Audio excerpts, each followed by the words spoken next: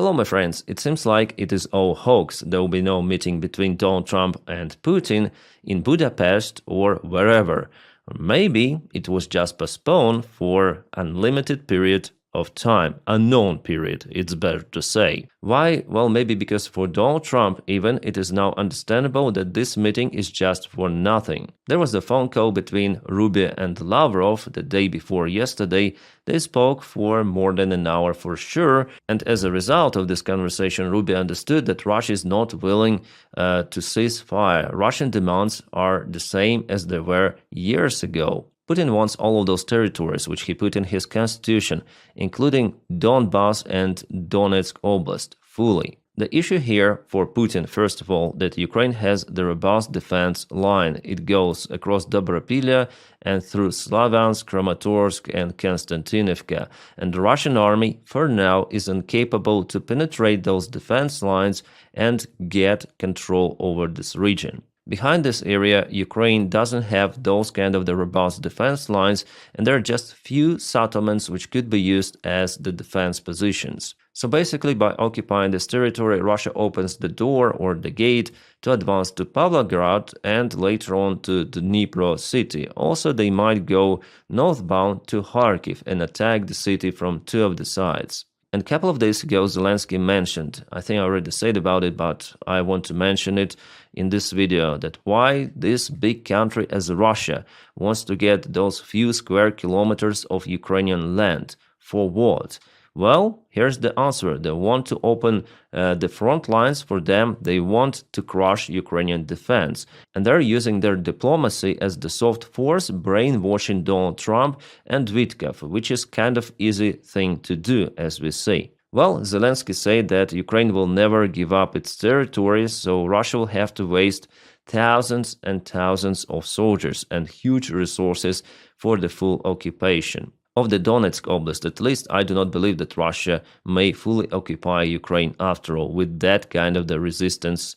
At least nowadays it looks like that. And after the conversation with Marco Rubio, Lavrov mentioned that calls for ceasefire right now without addressing the root causes of Ukrainian conflict contradict what Putin and Trump agreed to in Alaska, Lavrov said. Well, actually, there was no agreement in Alaska. We understand that. It was the failed meeting, even though Donald Trump praises it as something new, but no, it was complete miserable diplomatic failure. Plus, the Russian foreign minister claims that most of Ukraine will remain under Nazi control if a ceasefire is agreed upon now. And here again, I want to show you this map. So Lavrov claims that Ukraine, those Nazis in Ukraine, will keep control on most of the Ukraine, but even if Russia occupies all of those regions, still Ukraine has its sovereign right on most of the Ukrainian territory. So what he says here, that Russia will not let Ukraine control the most of the territories of Ukraine, most of Ukraine. It's kind of the interesting word swaps. That's why sometimes I listen to those even Russian officials, because they say what they think, and they again say about the root causes of war. And the root cause is for Russia to obtain some sort of the security guarantees. That is what Putin said to Donald Trump during their last call. And even Trump told to Zelensky about some sort of the security guarantees for Russia. Then Putin mentioned United States, that United States should guarantee those security measures for Russia by withdrawing the NATO forces from Eastern Europe entirely. Not just American forces, but all of the forces. Those countries should exit somehow NATO alliance. And that is the main thing here, not the Donbass, not even Ukraine. Putin wants to restore his empire. In every video, almost in every one, I tell about this stuff. I'm 100% sure that Putin thinks like that, because he tells that openly in his interviews, press conferences.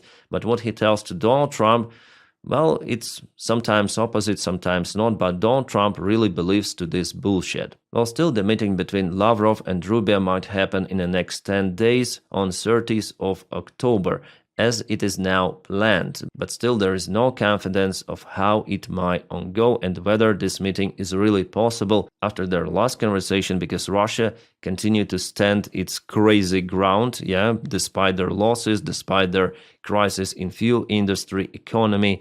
Still, they want to reach the goals of the special military operation and resolve the root causes of this war. And for this reason, I don't see how the objective conversation is possible between Lavrov, Rubio, between Putin and Trump. Everything is the same. We are going on the same circle for months, months, and months. And sometimes then we hear some of the pro-Ukrainian Trump's rhetorics or anti-Russian rhetorics. It is just blah, blah, blah.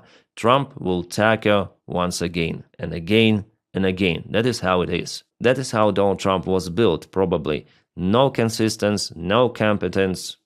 We see it. Okay, let's listen to what Donald Trump say about the possible meeting.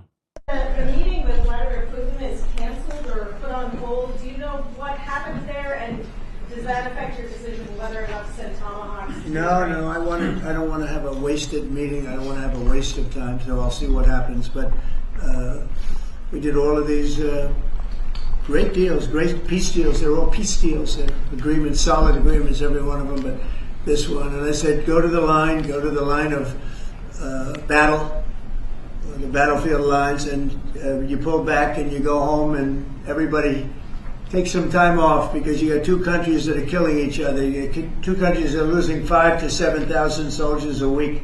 So we'll see what happens. We haven't made a determination. You heard that probably. This idiot is like this broken record, repeats the same narratives, the same words again and again, and he's been asked the same questions about the war in Ukraine. But of course, I'm happy that American journalists continue to ask those questions. Those are must-have, and for Donald Trump, this topic should be out there always in every of his press conference. It should be his pain in the ass, and he should be forced at least for some action. For example, selling weapons to European partners. And here Donald Trump, he said that he doesn't want to have a meeting without any sort of the result. And for now, it is like now we have this vivid argumentation of Donald Trump after the conversation between Rubio and Lavrov that Russia still wants to follow its demands to get the territories of Ukraine under control by any sort of the means. Well, Donny tried to push Ukraine to give up territories. It didn't work, so he doesn't know what to do next. But the only variant is just to continue military support of Ukraine. Actually, there is nothing else. United States President, any kind of Joe Biden, Donald Trump, George Washington, no one is able really to influence Putin that much, rather than support Ukrainian army directly, physically. All of those diplomatic games with Putin, they backfire pretty much hard. And about the end of the war, no one can stop it. No one except Russia itself. Russia started and Russia should stop it. With Putin, without Putin, but only they can withdraw their forces back to Russia. And then Trump says, okay, those soldiers should just go home. Well, just imagine if Ukrainian soldiers just go home and Russians won't. Yeah, Ukraine will be conquered in this case, so it's just useless. This rhetoric of Donald Trump reminds me of some sort of the hippie who is waving with the poster, stop the war, but it doesn't work like that. There should be some actual actions to stop the war. He already called Putin stop several of the times, right? And it doesn't work, but Donny continued to call the same stuff again and again. It's the definition of insanity, really. And here's our peacemaker who stopped the war that lasted for how long he said before? 3,000 years. The war between Palestinians and Israeli, which he said he stopped before. How many days it was? Less than 2 weeks? 2 weeks, Donny. And still, there is the fight. So it was his tweet from yesterday where he says that some of the allies are willing to deploy their troops into Gaza and strengthen somehow our Hamas. If Hamas continues to act badly, but I told them, not yet. Yeah, just translate you the meaning of this crazy language he uses here. And here he mentions there is still a hope that Hamas will do what is right. Otherwise, it's gonna be fast, furious, and brutal response. So what happened to this war, Donny? Why there is still bombing? Why they're still shooting? 3,000 years war, the best peacemaker in a history, Donald Trump, and still fights? How could it be? Maybe someone set up Donald Trump, or maybe Donald Trump is just an orange, incompetent idiot. By the way, my friends, I have my another channel. It's called Captain Dennis. The link for it is in the video description just below. And here I already told about the story. The day that deal was signed, so-called deal, I already say that it was already before. There were numerous of the deals, but the war continued for decades. With Hamas, without Hamas, but it's the war that will still continue for extensive period of time. And Donald Trump just cannot resolve it because he is incompetent president, incompetent leader in every sort of the sphere. Foreign policy, internal policy, economy, security, immigration even. He is stupid. Yeah, just for you to understand that he is unable to resolve the war in Ukraine. And Putin is happy about it. That's why there were numerous of the pro-Russian and Russian bots in social media, including Twitter. Then the last year, they propelled pro-MAGA narratives, helping Donald Trump to be elected in the United States. Donald Trump's presidency is very profitable for Russia and for other autocratic regimes in our planet. Partially, it is like that in China. So I do not expect anything good from Donald Trump for Ukraine or for democracy in general. He put everything of that under threat, and Russia will continue to escalate. That is what Donny now is doing, shattering the White House. He wants to build his 250 million ballroom. Crazy. But that is Donny. There is no better way to spend those money, and there is no better activity than to destroy the White House, which is also people's house, a historical heritage. Who cares? Let's just crush it. By the way, before he mentioned that he would not touch the construction itself. But here you see it, yeah? Well, I don't have a clue whether this project is a real one and not just AI-generated image, but if it is like that, it is crazy ugly.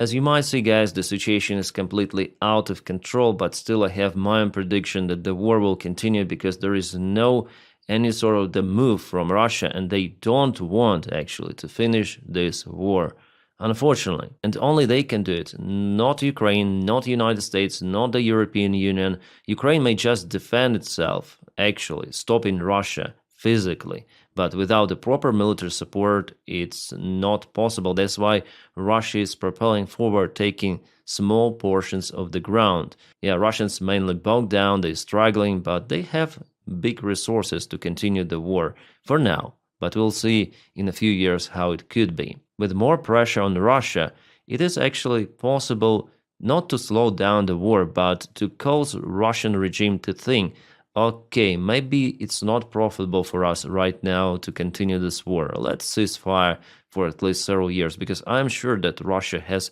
strategic decision to occupy all of the Ukraine.